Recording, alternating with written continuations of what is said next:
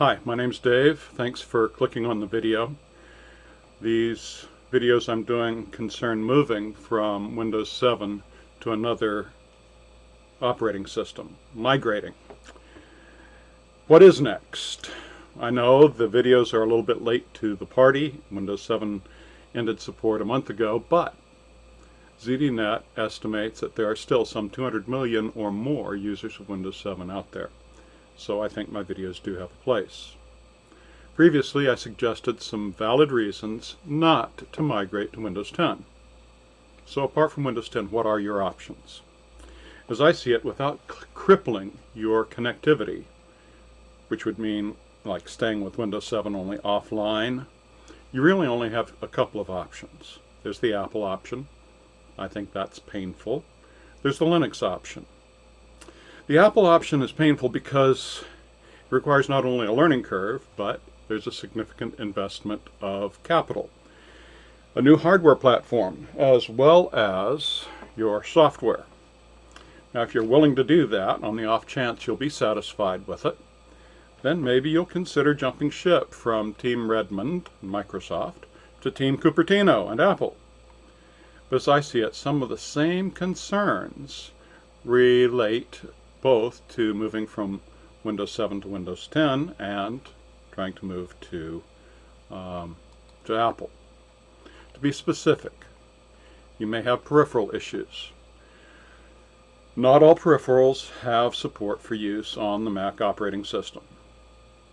Did I mention migrating to Apple can involve a significant expenditure of capital, not just for the computer, but also for additional peripherals. There's also the philosophy issue that I mentioned with regard to Windows 10. You're signing up with another big corporation who will do as they please, when they please, with the new platform that you have purchased. Both Microsoft and Apple treat your computer as theirs. You're running their operating system, and their EULA, end user license agreement, takes away some of your freedom and choice and grants them certain rights over your system. Now, if you have a philosophical issue with that, then you might not want to take a bite of that Cupertino apple either. The other option I mentioned is Linux. And as I see it, it's the best option, and it's the only option that allows you a try before you buy experience. And then buying in, well, that can be as close to $0 out of pocket as you want. So what about Linux? Is it viable? I think it's very viable, again with a few caveats, as I mentioned with Windows 10. Before I get to the caveats, though, try Linux for yourself. I think that's important to do. Give it a try. And there are a couple of ways to do it. First, there are live distros. That might be the best option for you. If you don't have an old laptop or netbook or tablet or desktop that you could dedicate to this purpose, then the live distro is probably the best way to go. Now, if you have an optical drive, then I would make the short trip, to your local brick and mortar bookstore. You know the one, it's a big national chain. And ask the staff there where to find your Linux magazines. There are two major magazines that are being produced monthly at this time, each offering different versions of Linux each month. One magazine has a disk packaged on the inside, and the other has their disk adhered to the front cover of the magazine. I suggest you pick that one. But either way, the disk has one or more versions of Linux. These versions are called distros. You can try them before you buy it. Well, you have to buy the magazine. Now be aware, running from your optical drive will be slower, significantly, than if you do install it. But if you don't have an optical drive, you do still have options.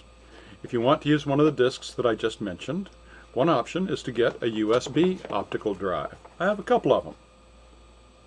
This one's made by LG. This one's made by Memorex. There are probably some others out there as well. And they normally come packaged with a little Y cable with which to attach them to your USB ports. Another option is to make your own USB version of a live distro, and you can do that, and I'll take you through it Well, I'll take you through the process another time. But if you do have an extra computer laying around, not required for your daily workflow, then what I'd really recommend is installing Linux on it. And in your spare time, work with it. See what it can do. Try it out with your peripherals. Figure out what's needed to make them work properly. Assess hands-on what Linux is really like and whether it's useful for your purposes. Now give it a fair shot.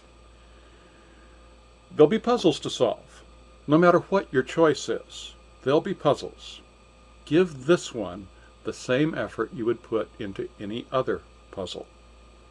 Now this is what I did. I had a tablet that was given to me, but which was not really used except for recreation. And I bought a new hard drive for it and swapped it out with one that came in it that had Windows 8 on it. And by swapping out the SSD, I could always go back if I didn't have a satisfactory experience with Linux. Go back to an untouched disk, no problems. Well, I played with Linux on that device for better than a year before deciding that, yes, I would make my daily driver a Linux box. And right now, that original experiment with a tablet is what's running the monitor behind me and this recording system. You might make your favorable decision for Linux more quickly than I did. So, here's some of what I learned in the process of experimenting with it myself. First, if you're part of a team and other team members work with different platforms, and you work collaboratively, you share work between you, maybe you can work from Linux, but it will require some compromises. One of my team members uses a Windows 10 platform with Microsoft Office. Another uses a Mac, also with Microsoft Office. I had learned previously that in our situation, the best option for document sharing with the Mac user was to exchange PDFs. The Mac version of Microsoft Office doesn't perfectly reproduce the formatting of the Windows 7 Microsoft Office. In my case, it was version 2010, I believe. So when I'd send one of those documents over, things would get shifted around. It didn't really work well. The PDF worked great. Whether it would work for you, that's something you'd have to evaluate. But it works as well whether you're using a Windows system and sharing with Mac, or whether you're using a Linux system and sharing with others. It works. You can use a PDF. Now, the other team member that I mentioned was using Windows 10, and he was able to work directly with the open document formats that I was using with Linux. There's a free and open source package that is a replacement for Microsoft Office, and it has its own formatting. Microsoft Office can read it. Microsoft Office can save to it as well. So their Windows 10 system was able to work directly with the Open Office, or in my case LibreOffice formats that I was sending to them, the native formats that I was using. Now yes, there's some formatting issues, but he didn't need my formatting to produce the presentations from the documents that we were producing. I was sending him documents from Linux, he was reading them in Microsoft Office, and then producing PowerPoint presentations. It worked fine. Now, a second issue with working cross-platform is that some of the formatting options don't work quite the same. For example, the text outline feature works differently in Microsoft Office as compared to LibreOffice. I could go into detail, I won't bother. If you have used the text outline feature, you know what it does in Microsoft Office. It works differently in LibreOffice, and so you'll have some difficulties if you try to use it and exchange documents. I decided I could live with that. I didn't need to use that particular feature. Now, third issue is the learning curve. Now, you're going to have that regardless of what migration you do. You're going to have a learning curve. But looking at LibreOffice versus Microsoft Office, again, a learning curve. 2010 is disappearing later this year, Office 2010. You're going to need to migrate then. Now, whether you go to Office 365 or another version of Microsoft Office or LibreOffice, no matter what you do, you're going to have a learning curve.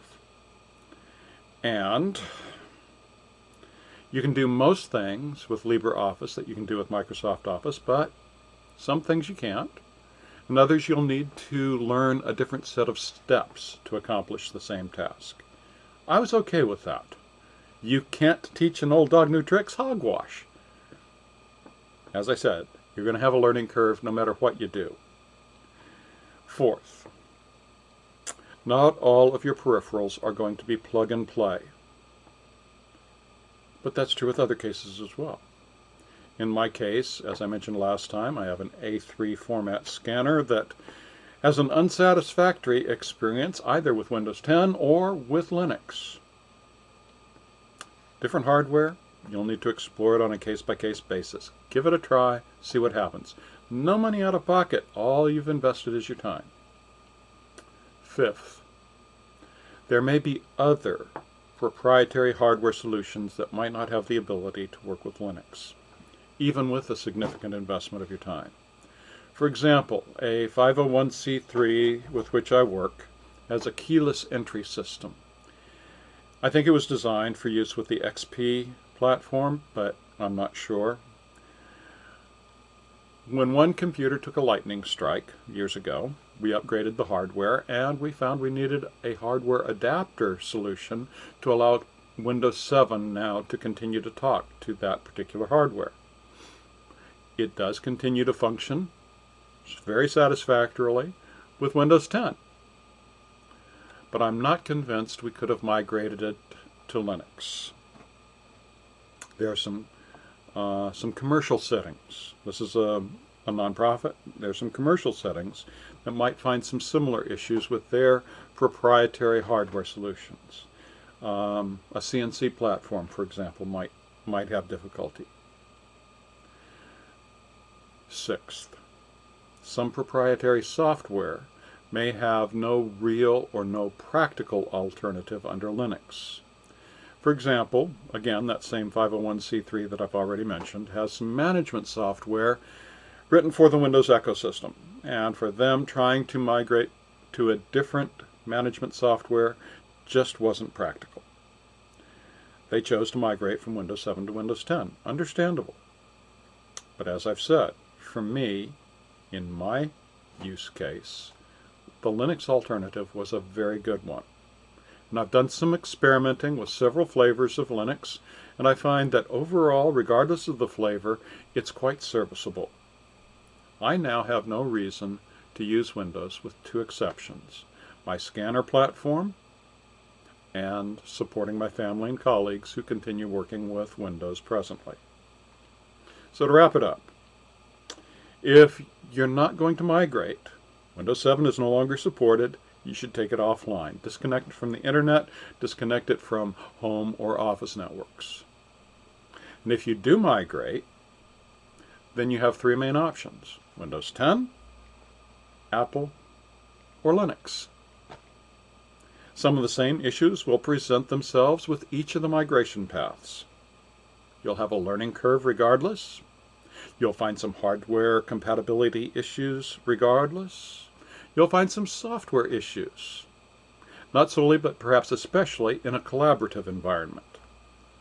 So Linux may not be a viable choice for everyone, but it can be a great choice for many. And I would suggest, if you can migrate your computer from Windows 7 to Windows 10, then you can far more easily migrate it from Windows 7 to Linux. It's much easier. So for those who'd say stop telling Windows users to move to Linux, I really don't understand what they're on about. I did it. I'm happy I did it. And I think others can be as well. Come on in, the water's fine. And your mileage may vary. Thanks for watching the video.